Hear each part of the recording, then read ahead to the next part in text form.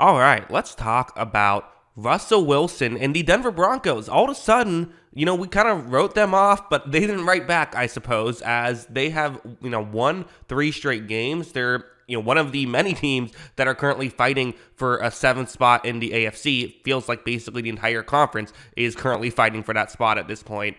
As of right now, the Texans currently have the 7th seed, but legitimately all but 2 teams in the AFC are within a game of either they're in the playoffs or they're within a game of being in the playoffs. So a lot of teams fighting for that spot, but the Broncos are one of them. And let's talk about how Russell Wilson is playing, which I'm going to be honest, Russell Wilson has been doing this all year. I think people are just now noticing now that he's started winning football games. The defense isn't giving up 70 anymore, and he's now able to win them some games, and people are, starting to take notice finally. Starting off with this play, it's a 3rd down and 4, and one thing I really do feel like maybe we're seeing more of recently, if we are going to talk about what has he done differently these past few weeks in the winning streak, I feel like we've seen a bit more of his playmaking. Again, not massively so. We saw some earlier in the year as well, but like this play, for example, it's zone coverage that the Bills are in. But watch how when Wilson takes the snap, you see they drop back into coverage and, there's pressure right away, but Wilson's able to step up into the pocket. And what's interesting is you see it right here. It feels like he is running with the football. That's what it feels like he's doing. I actually think he's already made his decision to do what he's going to do now. Watch him step up. He gets Bills players to move towards him and then flips it to the halfback, which not only picks up the 1st down, but ends up being an explosive play on that one. These are the kind of plays we saw him do consistently in Seattle. And if we're even just seeing them on occasion here in Denver, it does change this Denver Broncos team. Like no bigger example was probably this play, which was a big play in the football game. You're currently tied in the 4th quarter, trying to score some points here, trying to score more than just a field goal, but it's 3rd down and 7. Well, the way this works is it's zone coverage, and you have a player who's also going to be spying Russell Wilson. So just a 3-man rush, you have a quarterback spy. They're not letting Wilson get outside the pocket, right? Watch as Wilson takes the snap, he's going to step up and immediately, Buffalo's all over it, right? Good job by their pass rush and good job by the play calling to get in position to not allow Wilson to be able to, run with the football. But again, watch what he's going to do.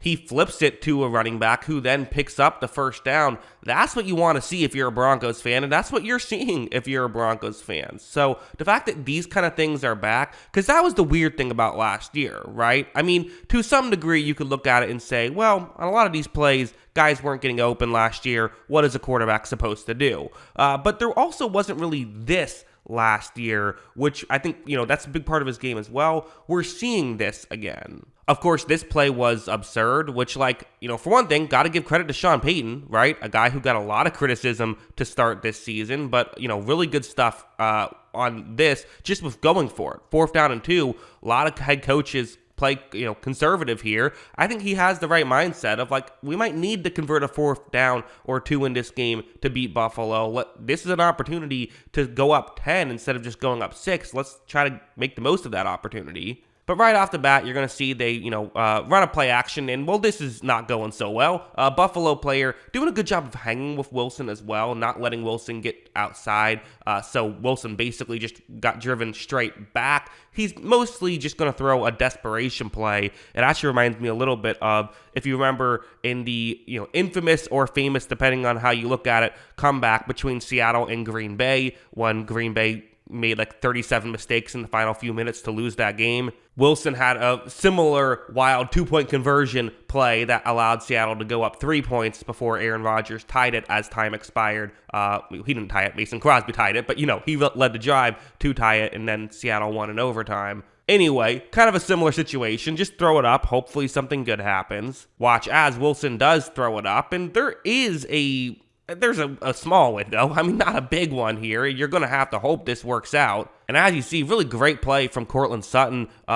Great job by Wilson to just keep it alive. Initially ruled incomplete, but eventually got ruled a touchdown on that play. So, really good stuff there from Russell Wilson. I saw people, I guess, one of those next-gen stats, I'm not sure if it was them or someone else, someone posted that it's the most improbable throw ever or something like that. I don't know exactly how they get that data. I'm assuming it's from, a combination of the pressure and where that was, and also the fact that the ball was out of bounds and was still complete. It's not the most difficult throw in NFL history, but it's a really difficult throw. You could argue it's one of the more difficult throws of the season for sure.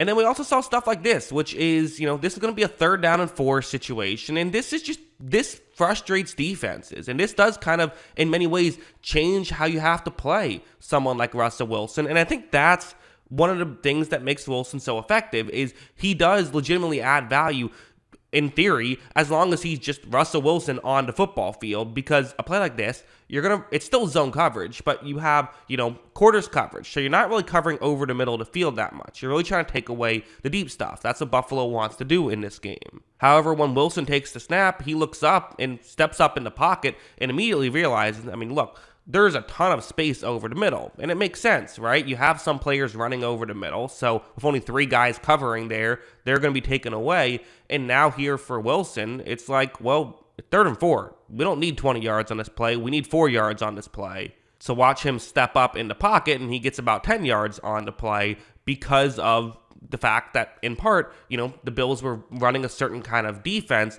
and then it puts you in just a tough spot if you're Buffalo. Do you keep running the defense that you want to run?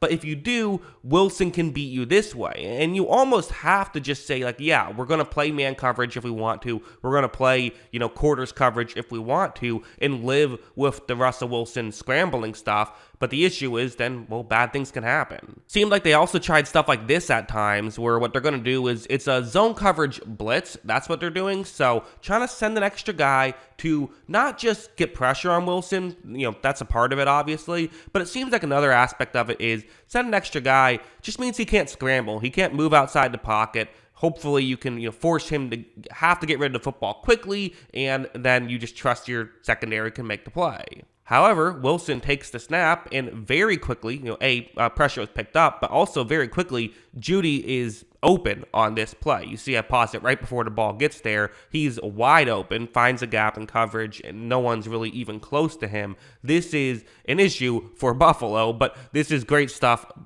from Denver, and it's also one of those things where when Wilson is moving around and making stuff happen, even more good things are happening. As you see, was complete. They were able to pick up a nice little chunk play on 3rd down and 11. Really important play to get them in field goal range. That was before that flip play that I showed you earlier. So all that stuff, really good by Wilson, really good by the Denver Broncos. Listen, Wilson's playing well. I do think there is maybe a bit of an overreaction just due to I think his passer rating is really good this season.